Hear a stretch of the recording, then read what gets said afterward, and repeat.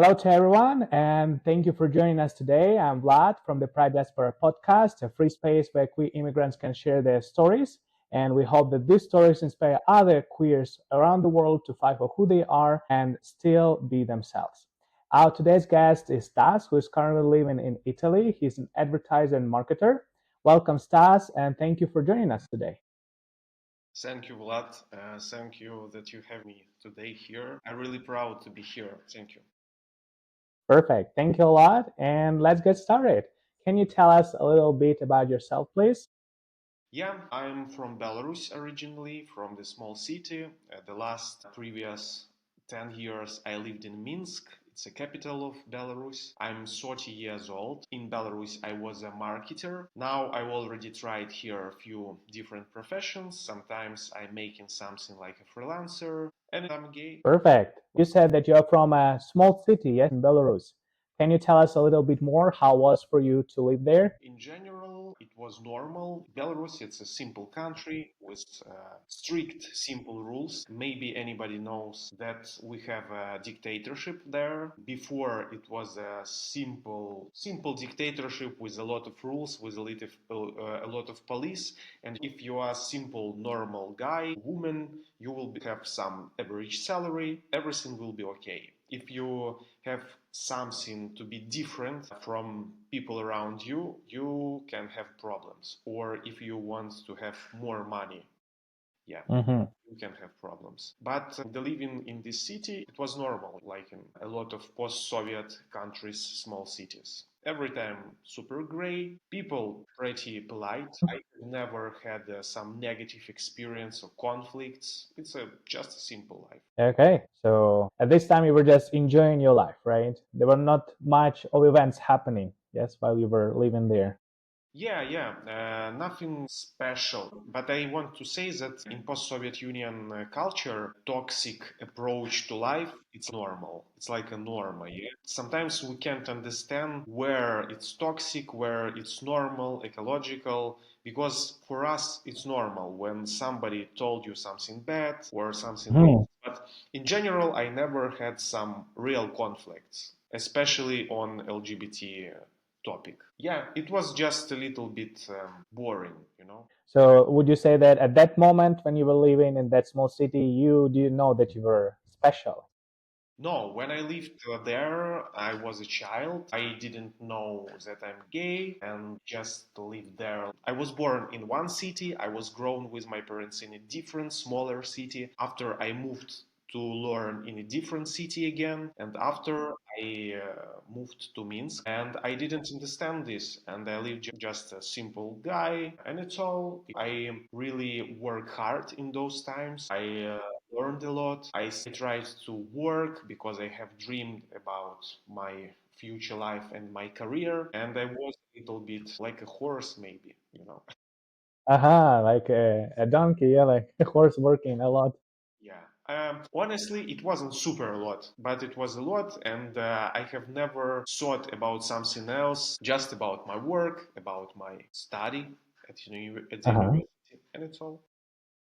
Okay, so you didn't really focus, yeah, on that aspect of your life, right? When you were living in that small city, do you think some people could see that you were different, special? No, I don't think in Belarus LGBT people doesn't exist. People doesn't believe that gays or lesbians or LGBT people is something real. They think that Mhm. from the Western world, it's like cinema, it's something strange, like craziness, and everybody never speak about this, never show this, never ask about this. And when you was grown in this atmosphere, you never ask yourself about this. And for example, I didn't have information around me about this. Never. Mhm. Never asked myself, I never asked about this somebody else. I don't know about different sexualities. I just know there are women and men, and it's all. And it was like a normal, and everything is super simple.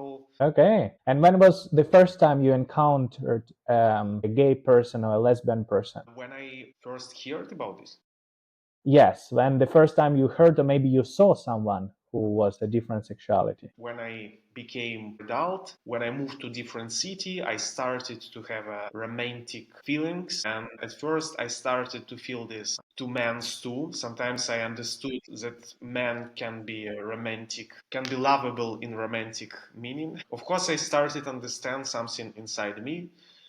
Sometimes I saw some different people, and it's like a sense inside you, or feeling inside you. You feel something in person, and you feel that you have something common. I just saw some people, and I feel something. I know that something strange there is inside them, and it's all. But I never thought that it's something special. And when was the first time you felt attracted to men? I think it was in childhood, maybe in 9 or 7. I had one friend in my city, in this small Mhm. city. We was good friends. We spent a lot of time together. Honestly, I have never had some sexual or romantic feelings. I think it was romantic more because it was super close, heartwarming feelings for this guy. Yeah, Mhm. and we spend a lot of time together. We hang out. We have a lot of different experience together. Okay, so this was your first time, but at that moment you didn't understand, right? Yeah, yeah. I didn't understand. It's something special. Interesting. And then you said that you moved to Minsk, right? And at that moment, when you started to discover more about your sexuality. Honestly, like a normal person, like a normal guy in Belarus, I had something like a program inside. I never thought about my sexuality in general. Honestly, from the childhood, I started to watch porn. I think it was the very important things form your sexuality. Yeah, and I just lived in this picture and I thought that everything is simple and I really worked hard and learned. I had some short romantic feelings to girls too, but it wasn't never successful. It was something very negative for me sometimes.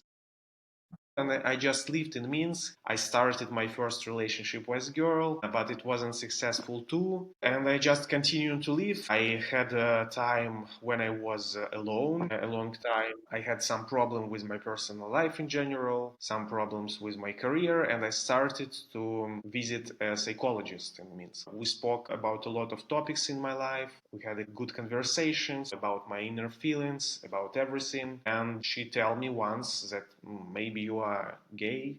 If you have much problems in relationship with girls, maybe you should try a relationship with men. And first, honestly, I didn't pay attention for this topic. Maybe it was a inner, Rejection, yeah. yeah, yeah.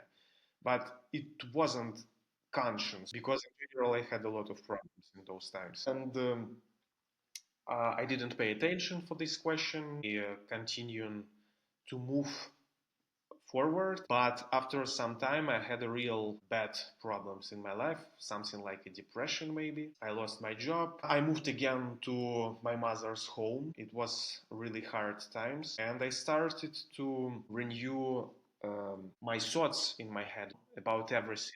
Maybe I made some mistakes. Maybe I was bad in something. Maybe I did bad decisions or made some bad choices in my life. Maybe I was wrong about myself and about people around me and about sexuality too. I remember words of my psychologist, and when I started to think about this, when I started to have these ideas inside me, it became much more better, honestly. And step by step, I moved again to Minsk. I started to communicate with people again because when I was at home in this small city, I just sat at home without people. I didn't communicate with people around me. It was something like I lost my friends. I stopped Mm. communication with everybody and I started to build my life again. It was a lot of different steps of Acceptance. self acceptance. Yeah, it was long, but I just lived in it all. Okay, at least now you're here talking about your experience. I think it's very important, and thank you a lot for doing that. Wow, so you moved from your parents' house to Minsk, so you were alone in Minsk. Yeah, And at that moment, do you think it helped you somehow to be more open-minded or no? to live without my parents. Yes. Honestly, in general, I'm not super open-minded person because inside me I have a very strict something like a rules, like a psychological stereotypes about everything in the world. And it was a question more about me, not about my parents, because when I was in depression in my mom's home, when I told her my conditions was so bad and my appearance was so bad that moms told me that all is okay, normal, okay, just accept you and it's all, but continue to live, not be like this, Mm. not be negative, not be toxic like this. You can be whatever you want, but just be normal in a personal sense. Okay, so she was also supportive, like, and psychologist. Yeah, it's actually was surprising. Yeah, and you said that in such close-minded, yeah, narrow-minded country like Belarus, yeah, even psychologists thought that you could have a different sexuality. Yeah, I understood that my family and my mother, they love me so much. It's true. Mhm. I didn't understood this before, honestly. Wow. Okay. So then you had this depression period in your life, and then you said you moved back to Minsk. Yes. And then you decided to try for the first time to have a relationship, yeah, with a man. Yeah. Um, Can you tell us a bit more about this experience? After I moved to Minsk again, I started to work in a different area, in a different sphere. It was super new for me. I really wanted to try. It wasn't easy because I can't already work in my previous area because I had some mental problems, I think. I just struggled for my life in those times and I really Mm-hmm. tried to be successful in new area, to build new relationship with people, to build new friendship. I had not self-acceptance because for Mm-hmm. me it was a big step to change. All my life I had birth, for example. I thought that I'm a simple man and for example representation for another people around me for them I was not masculine, I was a normal guy, normal man, and I had this normal representations to another people and understood something non-standard about yourself. It's not so easy, especially when you live in Eastern Europe, I think. When you already had whole life around this, to change everything around this, it can be hard. And for me, it wasn't easy. For example, in those times, I worked in building construction. A sphere of building construction, stereotypically, of course, it's something for real hardworking men, masculine. It's not a place for LGBT people, stereotypically. Of course, it's normal. But for example, in Belarus, where men, we should be together, we should have a super masculine voice, shake hands, and sometimes I just felt that it can be dangerous to be LGBT people. And for example, Mm-hmm. during those times, I had a downshifting in salary, and I lived in a rented room with different persons, and from their appearance, I saw that they are super strict in a bad sense. Yeah, they are homophobic maybe. When I started to speak about this with those people, they became crazy or something like this, and sometimes it could be dangerous. And Mm-hmm. in those times, I didn't was in a hurry, I was super slowly because I had fear inside. Mm-hmm. Yeah, but after some my personal experience, when I start practice something, I install app Tinder, and I just starting to think that I need to do something because if I understood something, if there is inside me, it will be much more better to accept myself and make something with this. And I have some meetings from Tinders with guys. It wasn't super successful. I had meeting with one guy. It was successful, but in this easy form. And after this, I had a meeting with my future husband. We met each other. We spoke about our lives. He was normal, simple guy from Belarus. He had an international experience before, well educated. He was polite, and we started to speak. We started to meet with each other, and it's all. Okay. On the second experience with a guy, you met your future husband. Yeah. For me, it was really important to search somebody. Honestly, in those times, I was super unhappy. I was alone, without friends. I had a strange job, I lived in a strange place with strange people. I had a good relationship with my mother. Everything was in my life bad, and I didn't have something stable inside me. And I really need love.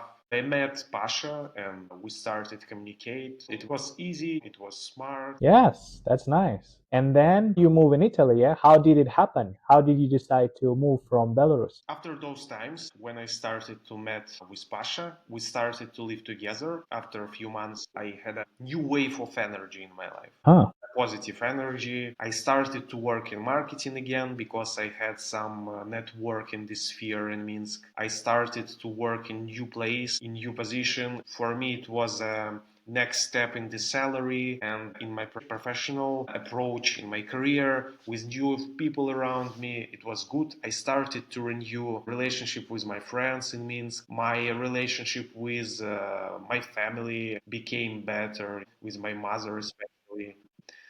War started, and it was the big trigger that something strange happened in Belarus, in Russia, in Ukraine, and maybe somebody knows that Belarus, in economical and in political sense, it's very depends from Russia. And the another part of this problem was that in 2020 in Belarus we had a lot of protests, and after 2020 year.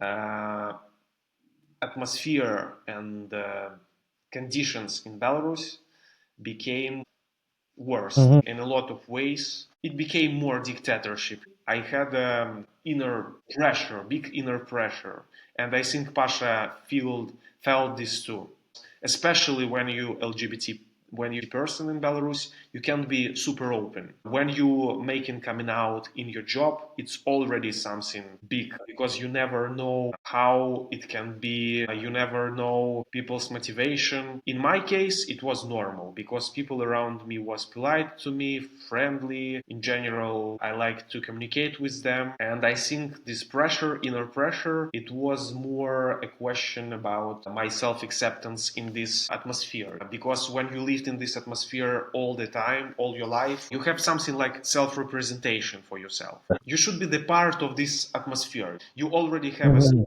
role and you should be in this role. You can change. It was in my mind. In Belarus, LGBT people don't have rights, official rights. And I think that it's very important to have official laws, official rights. For me, it shows that government and people around you and society accept you and accept your rights. And on the level of court, you will be safe. You have official rights. It's very important. In Belarus, we don't have these rights, and me and Pasha, we had inner pressure. And after the war started, we understood that maybe it will be worse and worse every day, and we need to do something. We need to move somewhere. Fortunately, have had a job in international company, and he already removed not once in different places before, and we was lucky. This company relocated us to Milano, to Italy. Thanks to the job of your husband, yeah, you were able to relocate and live in another country. So when you saw that picture, yeah, that Belarus becoming more dictatorship, you were thinking about immigrating, yes, to other places. Have you considered other countries? No, honestly, before I never thought. I told you I was a simple, normal guy. I worked, I learned, I had a relationship, normal standard relationship with my parents, selfish relationship with my friends. I never thought about moving somewhere. I don't know why. Maybe I was scaring something new and I didn't have opportunities. If I wanted, maybe I made these opportunities for me before. For example, I could move to Poland or Lithuania, it's the neighbors of Belarus, but I never thought about this. You liked Belarus, let's say. Yeah, you liked the Honestly, culture. yeah, honestly, I really like Belarus. I really like my family. I really like the nature of Belarus. I like the language, culture. I like Minsk. I like the cities where I was born. And you have never thought that you're gay and you cannot be yourself in Belarus.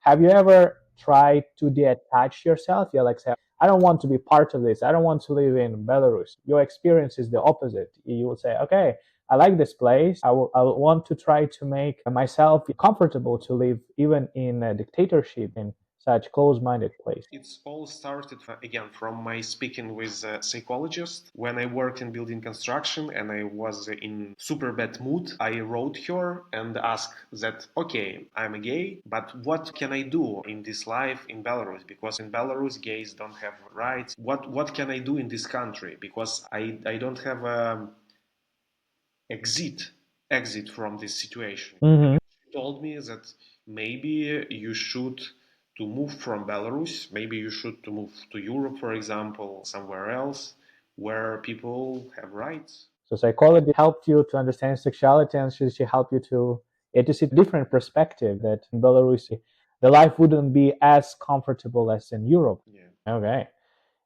And then you moved to Italy. And how was it for you? How was your experience living in Italy? Now we live here already 2 years. Honestly, it's not easy times. Pasha, he is a very stable and good person, and every time he accept me and he care about me because a lot of time here I didn't have job because I didn't have work permission. I started to work in few jobs here unofficially, but it's more strictly here than in Belarus. You should have this permission.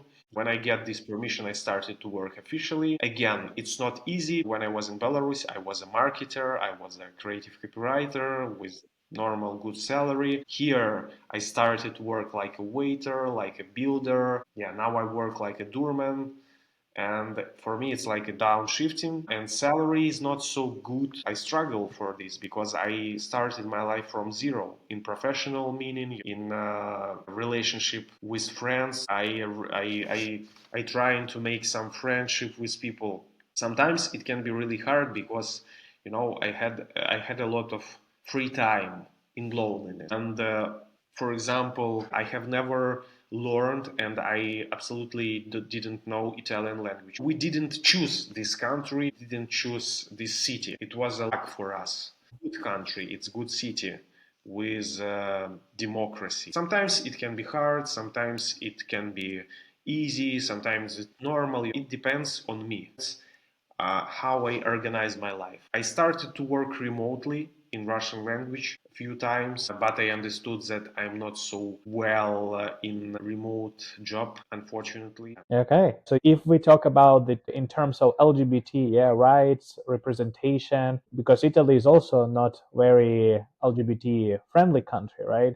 Did you find some difficulties in this case? It's my first experience to move somewhere else. I know that Belarus is not the worst country because Belarusian people very cultural, very polite, very peaceful. They really don't want to interrupt somewhere or to making something bad for somebody. But for Italy, it's better because Uh-huh. before this year, um, LGBT couples could have children from surrogacy. For example, in Italy, after 1 year of living here, we get married with Pasha. In Belarus, it's not possible. We live in Milano. It's the most modern city in Italy, and here it's normal. In Milano, there is districts, for example, for LGBT-friendly people, less LGBT-friendly people. We live in more LGBT-friendly district. We have a lot of cafes or restaurants or bars here for not for just LGBT, but LGBT-friendly. Mhm. Here is much more easy. Now, after moving from Belarus, I understood something. 29 years I lived in Belarus and I was in this picture. I was in this condition. And when you live all your life in this condition, you don't understand which level of pressure, inner and outdoor pressure you have in your life. Just when you move out from this country to democratic country where people live another way, where people have another mindset, where different people have rights, where you can show yourself. For example, you have places, you have a lot of people around you. Just here you can understand that all your life you was in some bed, and after 2 years of living here, the big part of this inner pressure went out from me. Uh-huh. So it was like another therapeutic session, yeah, for you moving to another country. Very interesting. Wow. Even though, yeah, Italy is not ideal, but you have some rights. And when you moved to Italy, yeah, did you feel okay? Now Belarus is behind me, and I want to become Italian, for example. I don't want to know anything about Belarus, about Belarusian culture, language. Sometimes, like you told, I wanted to throw away this Belarusian experience before. A few times, it's hard for me be here and get the information from Belarus about war, for example, about political situation, about economical situation. But I already understood that it's not possible to forget everything. It's like my base. It's normal to Mhm. have your roots there. The fact that you have roots in Belarus, it's not doesn't mean that you should be there. You can be everywhere where you want. Yeah, I was born in Belarus. I can watch some information or listen some information from Belarus. I can communicate with people in Belarus. It's normal. Why not? I shouldn't to cut all these roots. It's like a power for me sometimes. Belarusian music, Belarusian interviews, films in Russian language, something else. Like I told, I tried to work with those companies because my profession was in Russian language. I think that it's not so useful to forget something, especially if you don't want this inside you. Interesting. So in the end, you need to recognize that this is part of you. You cannot get rid of it. And you said that you don't want to throw completely your national identity. Do you still communicate with other Belarusian people in place where you live, or from other post-Soviet countries? Yeah, I'm continuing to speak with my mom, of course, with my sister, with my relatives. Sometimes I speak with my friends. Um, And in Milano, no, nobody. We didn't have friends here. but about the community, right? Do you want to interact with them still, with Belarusian community, or you prefer to stay away? No, I'm not preferring stand away. I worked in one place where the owner of this place from Belarus and a lot of Russian-speaking guys from Belarus, from Ukraine, from Russia there, and I communicated with them in those times. Yeah, for me it's okay. But of course, it's more interesting to communicate with new people, with people from Western countries, from Italy, from Europe, to understand their motivations, their rules of living. To have some connections. For me, it's new culture. It's very interesting to dive deeply in this culture. Yes, indeed. So when you were talking with them, you were not afraid that they would discriminate you or anything like this, right? Like you told before, maybe Italy is not the best country from this side. I see that Italy is traditional, not super, but traditional countries. They have a lot of rules of game. They have special approach for their culture. They really proud of their culture. But people here is more relaxed. You can see that people here is more open-minded. They try it in their lives more, for example, than in Belarus. They can understand you. They can speak with you free. Really, huh? And what about your community from Belarus, for example? So you were not afraid to talk to them, and you have never thought they would discriminate you, right? No, honestly, I have never had experience of discrimination in bad sense. I had some misunderstanding of me, strange behavior, actions made some problems for me, but I never felt the big discrimination. Okay, so your experience in general is good. Perfect. So now looking back, yeah, it's been 2 years in Italy. Would you still do it? Would you still immigrate, or you would stay in Belarus? No, of course, it was good decision. These 2 years was really hard for me in psychological meaning, but in general, I think it was a super good decision. I am Hmm. really happy that I'm here. Italy is good country, especially Milano. Europe in general, it's super place, modern, a lot of opportunities for career, a lot of opportunities for self-improving, making new connections with people, became more international, understand different languages. It's much more better than be just in one place and have an average salary and be close. Okay. Can you give some pieces of advice to our listeners? Should they immigrate, who are still yet deciding if they should immigrate or not. Could you suggest them what to focus or what to pay attention or how to decide, yeah, how to make this first step? I think my advice will be that if you have this opportunity to move somewhere, especially uh, if this better country with rights, with good approach to people, with democracy, I think it's super important event in your life, and you should do this. You should Mm-hmm. risks, and it's normal to go somewhere up. Uh-huh. To improve, yeah, like to move to improve. I think it's normal process. The fear in your life shouldn't be um, the part that represents you, stops you.